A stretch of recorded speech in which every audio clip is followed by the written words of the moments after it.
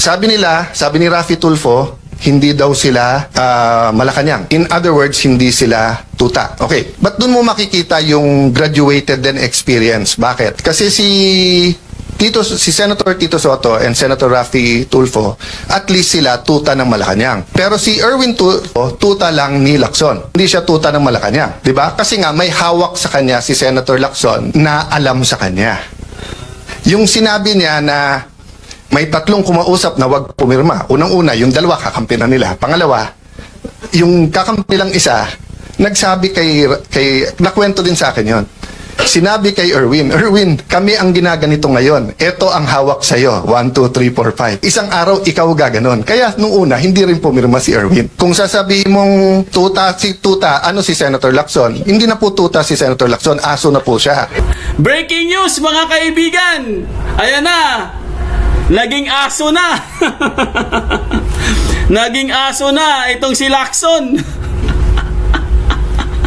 Ha? Mga kaibigan? Hindi na pala siya tuta, ha? At ano na pala siya, aso, o malaking aso. Kaya pala pag kumahol, no? Kaya pala pag kumahol, mga kaibigan, ang lakas. Kasi hindi na pala siya tuta. Aso ka na! Ito po, mga kaibigan, no? Binalatan, hinubaran, ha? Nilampaso, hinambalos ang mga tuta ng Malacanang. Nako, naglabasan na po ang tunay na kulay. Ito po yung sinasabi natin eh. Ito guys, wala na po tong preno, ha? Wala na po tong keme-keme, mga kaibigan. Talagang direkta na po itong sinabi ni SP Cayetano. Itong mga talagang tinaguriang 100% mga tuta. Kaya nga ang tawag sa kanila, Senado ng Malacanang. Ha? Senado ng Malacanang, mga kaibigan. So ngayon, dahil ibinulgar po ito at bistadong-bistado na po ang mga tuta, ha? Kakahiya, no? Grabe, nakakahiya, no, mga kaibigan? Talagang isiniwalat po ni SP Cayetano, guys, na itong mga to, kasi meron pong ano niyan eh, meron pong may source dyan, guys, na ito palang mga to, mga kaibigan, pumasok pala sila sa Malacanang. Ito ha, yung sinasabi ni SP Cayetano, ha? Pagpasok nila sa Malacanang, mga kaibigan, hindi na po nila alam kung anong nangyari. Pero paglabas, nag-iba na po ang ihip ng hangin. Kaya agree po ako sa sinabi ni SP Cayetano. Kasi nga, sila talaga yung kinausap eh. Sila po, palagi silang kinakausap. Ang kumakausap sa kanila ay walang iba kundi si Satanas, si Palaka. Yun po ang humaharap sa kanila, mga kaibigan. Meron pa nga nagsabi niyan, di ba, sa mga source, na mini-meeting sila. Meron silang schedule niyan eh. Or meron silang araw na mini-meeting sila. Mini-meeting sila ni Palaka, mga kaibigan. Bago pa po nangyari, ha? Bago pa po nangyari itong palitan ng itong mga hudas na to. Bago po nagkaroon ng hudasan. Oo. Miniting na po sila, guys. Kaya ang sabi ni Cayetano, mga kaibigan, kaya niya ibinulgar ito. Kasi nga, meron siyang knowledge na itong mga to, itong mga certified tuta ng Malacanang, ay talagang kinausap sila 100%. Kasi meron pa nga incident na narinig niya eh. Narinig niya sa usapan sa phone.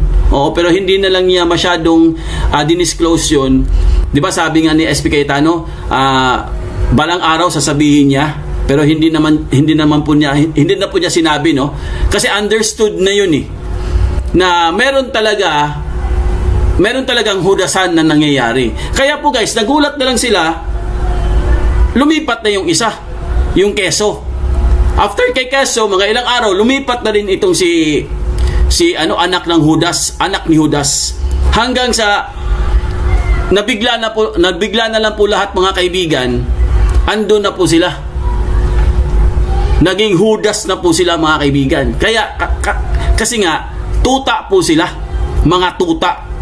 At ito daw, itong si Erich, ha. Si Erich pala mga kaibigan, ngayon ko lang din nalaman guys, na tuta pala siya ni Baliling. Ayun! Kaya pala kung anong gagawin ni Baliling, andon palagi si si Erich. Di ba napansin nyo? Napansin nyo yun mga kaibigan? Sa BRC? Palagi niyang kasama, di ba si Erich? Palagi niyang ina-appoint, palagi niyang katabi. Kasi po mga kaibigan, ito pa lang si Erich guys, meron pala siyang, ito pa lang si Lacson, no? Parang ganun yun eh. Meron pala siyang alam dito kay Erich. Itong pasabog ni SP Cayetano. Ang sabi po dito sa balita mga kaibigan, Cayetano, tinawag na tuta ng Malacanang, sina Tito Soto at Rafi Tulfo. Erwin Tulfo, tuta ni Lacson. Naku, tuta pala ni Lacson itong si Erwin Tulfo. Si Ping Lacson aso. Si Ping Lacson pala mga kaibigan, aso na pala siya guys. Hindi pala siya tuta. Patawa din ito si SP Cayetano. Yes, good! SP Cayetano, support ka namin, support. Ayan po. Ito guys grabe na po itong revelasyon mga kaibigan. Wala na po itong preno guys. Ang sabi ni Rafi Tulfo, hindi daw sila Malacanang. Wow, grabe. In other words, hindi sila tuta. But doon mo makikita yung graduated and experience. Bakit? Kasi si Senator Tito Soto at Senator Rafi Tulfo at least tuta ng Malacanang. So, alam nyo mga kaibigan, di ba sinabi ko nga sa inyo guys, na meron pong nagsabi sa isang source na ito palang mga to, itong binanggit po ni SP Cayetano mga kaibigan, kung hindi ako nagkakamali, no? Meron pala silang meeting. Mini-meeting pala sila ni Palaka, ni Lisa Tanas. So, bago pa po nangyari lahat, bago pa po nangyari ito lahat, mini-meeting na po sila mga kaibigan. Kaya bigla na lang pong lumilipat. So, pero si Erwin Tulfo, tuta lang ni Lacson. Si Lacson, hindi na po tuta. Aso na po siya. So, ito po, basahin po natin ang buong Muling umani ng reaksyon si Senator Alan Peter Cayetano matapos niyang tawaging tuta ng Malacanang sina Senate President Pro Tempore Tito Soto III at Senator Rafi Tulfo, habang inilarawan naman niya si Senator Erwin Tulfo bilang tuta lang ni Lacson. Kaya pala nahalata nyo rin yun mga kaibigan. Nahalata nyo guys na ito pong si Erich parang buntot siya ni Baliling. Nahalata nyo ba yun? Di ba? Kasi parang talaga parang may something alam mo, dati hindi ko naman naisip yun nung sinabi na po nung in-expose na po ito ni SP Cayetano guys, na itong si Erich ay tuta pala ni Lacson, dun ko palang na-realize. Sabi ko, kaya